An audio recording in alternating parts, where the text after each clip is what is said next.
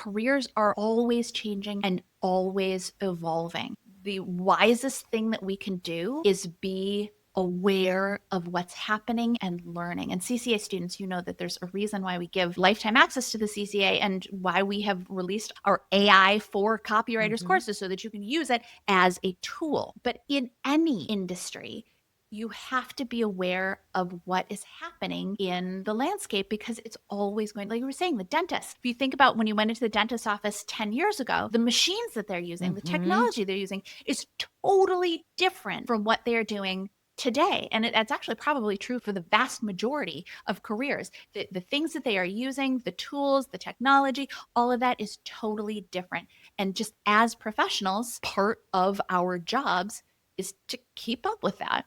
Yeah, there are genuinely more opportunities for us than ever.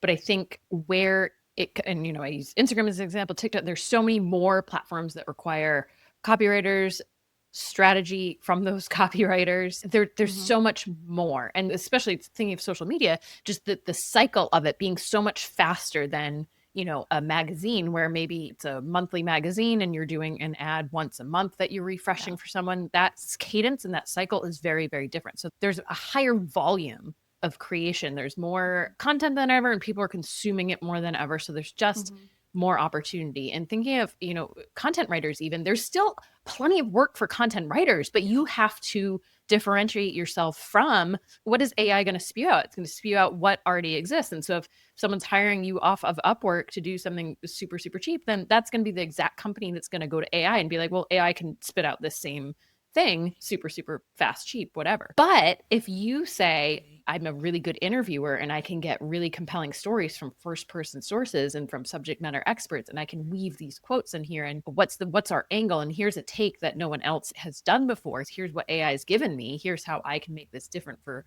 the brand I'm working with, there's value there. But it's not just here's an assignment, go do it.